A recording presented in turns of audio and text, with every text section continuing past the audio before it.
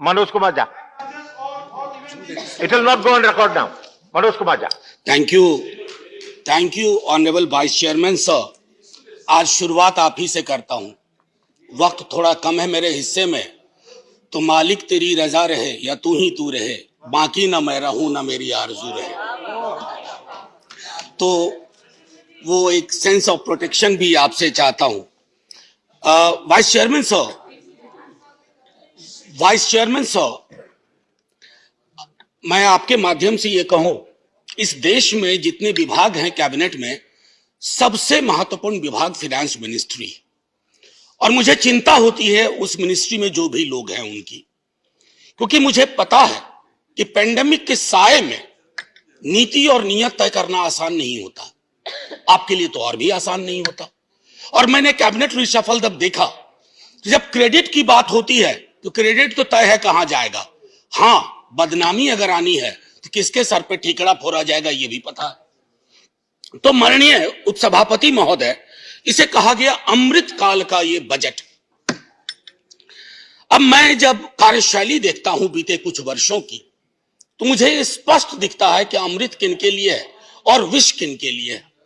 अमृत मित्रों के लिए है सर, पर्याप्त मात्रा में, इतना अमृत पी लेंगे कि पेट और फूल जाएगा उनका। लेकिन विष एक महती जनता को, एक विशाल जनता के हिस्से में विष के अलावा कुछ नहीं आ रहा है। माननीय सभापति महोदय, मैं शुरू करूंगा डिफेंस को लेकर के एलोकेशन पर। मेरे दोस्त सुजीत ने अभी बात की, मैं सिर्फ इतना कहूंगा, कहीं एलोकेशन में रिक्रूटमेंट का हिस्सा क्या होता है, क्या वो आपके जहन में है भी या नहीं, या आपने तय कर लिया है कि रोजगार विहीन ही सब कुछ होगा। 70 वर्षों से एक डिमांड चल रही है, अभी भी गुरुग्राम में लोग बैठे हुए हैं, अहीर रेजिमेंट की डिमांड की। एक गौरवशाली इतिहास रहा है, आपके जहन में नहीं पड़ता, ना पड़े, वोट की चोट बहुत सिखा देती है। मैं सिर्फ इतना कह करके अगले बिंदु पे आऊंगा। So I am deliberately avoiding macro issues, I could have dealt with that. Poor health of economy, ballooning fiscal deficit, regressive taxation और K shaped recovery.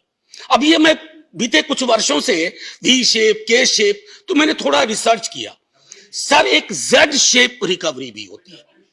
Z shape recovery यानी के 15वें अल्फाबेट के रूप में आता है। जिस जेड शेप रिकवरी में खतरा होता है कि आप पुनः रिसेशन में जा सकते हैं।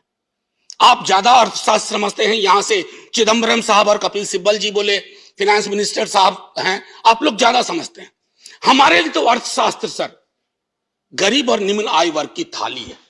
मैं तो उसकी साइज देखता हूं सर। मैं बजट में पोर्ट वाले को क्या मिला, एयरपोर्ट वाले को क्या मिला, उससे मैं चिंतित नहीं हूं। दे दीजिए ना सब कुछ, लेकिन गरीब की थाली महफूज रखिए। गरीब की थाली छोटी होती जा रही है, नौकरियां नहीं मिल रही हैं। अभी रेलवे वाले विजुअल्स आप सबने देखे होंगे माननीय उपसभापति महोदय। मैं खास तौर पे कहूं, एजुकेशन और हेल्थ में जो आपका एलोकेशन है, अलॉटमेंट है, उसमें फिर से एक बार वही रोजगार सृजन की कोई चर्चा नहीं। There is no vision at all. आपने एक आंकड़ा दिया 60 लाख 5 वर्षों में। अरे लेबर फोर्स में एंट्री के लिए तैयार लोगों की आपको फेहरिस्त की जानकारी है? करोड़ों करोड़ दस्तक दे रहे हैं, आपने दरवाजे बंद करके रख दिए।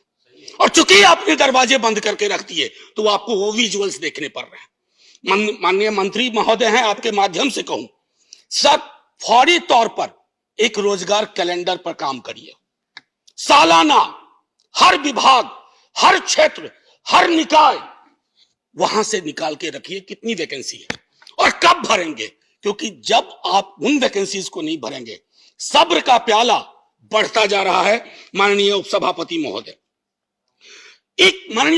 महोदय, सदन में पहले भी मैंने कहा, हमारे प्रधानमंत्री, कई राज्यों के मुख्यमंत्री, वित्त मंत्री बार बार इस्तेमाल करते हैं मुफ्त राशन, मुफ्त वैक्सीन। हाथ जोड़ के विनती करता हूं, हम वेलफेयर स्टेट हैं, मुफ्त कह करके गरीब की गरिमा पर चोट मत करिए। हर नागरिक का स्टेक है, अधिकार है, और उस अधिकार को आप जब कहते हैं मुफ्त में दिया, अरे आप अपनी तस्वीर लगा लीजिए बोरी पे, आप तस्वीर लगा लीजिए बोरी पे, सोच ईमानदार, काम दमदार वगैरह वगैरह लिख दीजिए, लेकिन मुफ्त कह करके गरीब का अपमान मत करिए, क्योंकि गरीब की लानत अगर पड़ेगी तो बहुत मुश्किल होगी। माननीय उपसभापति महोदय, गरीबी का विलोम ब्रायन स्टीवेंसन कह गया, गरीबी का विलोम संपत्ति नहीं होता है, गरीबी का विलोम न्याय होता है। आपको अपने बजट के नजरिए में देखना होगा। मैं तीसरी बार बजट पे बोल रहा हूं सर, तीसरी बार इस सदन में आर्टिकल 39 क्लॉज सी एक बार पढ़िए और मूल्यांकन करिए that the operation of the economic system does not result in the concentration of wealth and means of production to the common detriment. Read the Oxfam report. Sir थोड़ा indulgence, थोड़ा सा sir, मैं बस थोड़ा ज्यादा वक्त नहीं लूंगा, बस वाइंड अप ही कर रहा हूं सर। दूसरी चीज, बस मैं ये कह रहा हूं, तीसरी बार ये दिखा रहा हूं आर्टिकल 39। खैर सर, ग्रोथ बड़ी चर्चा होती है, आप कुछ नंबर बताते हैं, ये डिस्प्यूट करते हैं इधर से, सर हमको उससे भी मतलब नहीं है। आपका ग्रोथ फेसलेस क्यों है? फेसलेस ग्रोथ, जॉबलेस ग्रोथ, और तब तुर रहा इस बात का कि $5 ट्रिलियन इकोनॉमी बनेंगे। सर, आत्मनिर्भरता पर तो बहुत चर्चा होती है, मैं बोलना भी नहीं चाहता। मनरेगा को लेकर के एक बात जरूर कहूंगा। कल सुशील मोदी जी सदन में बोल रहे थे कि आंकड़े में गलती की इन्होंने, रिवाइज एस्टीमेट को, बजट एस्टीमेट को, रिवाइज एस्टीमेट को। मैं अग्री करता हूं सर आपसे, मैं उसमें नहीं जाना चाहता हूं, लेकिन जब रिवाइज एस्टीमेट के आंकड़ा आपके पास था और पैंडेमिक ने डिसरप्शन कर दिया था, आपने उस आंकड़े को क्यों नहीं देखा? आपने उस आंकड़े को क्यों खारिज कर दिया? और मैं आपको बताऊं सर, उस आंकड़े से संबंधित मनरेगा में मांगने पर भी काम ना मिलने में बिहार, गुजरात और मध्य प्रदेश सबसे ऊपर है सर। ये शर्म का विषय होना चाहिए, सदन के लिए सामूहिक शर्म का विषय होना चाहिए, पीठ ठोकने की बात नहीं है सर। बस सर मैं एक आध मिनट लूंगा, उससे ज्यादा नहीं। और सर हर साल काम ना मिलने का औसत ये बढ़ता जा रहा है, और प्री पैंडेमिक 18-19 से लेकर के अब तक। सर एक अभी हाल में एक किताब पढ़ी सर, बड़ी अच्छी किताब है, आपको दूंगा, मृणाल पांडे जी ने लिखी है, माया न घुमायो। सर उसमें एक व्यक्ति कोरोना के काल में बहुत परेशान होकर के, उनको गांव से निकाल दिया, तो वो पहुंचा एक कुएं के पास, तो कुएं में पड़ियां थी। उन्होंने कहा मैं 2 शंख दे रही हूं, एक है करामाती शंख जो मालिक को मनचाही चीजें देता है, एक है डपोर शंख जो लच्छेदार बोली बोलता है, बहुत देने का शोर मचाता है पर वादे कभी पूरे नहीं करता। धन्यवाद, धन्यवाद सर एक हो गया सर एक मिनट सर, सेंटेंस खत्म करने दीजिए सर। पूंजी निवेश का मामला में आता हूं सर।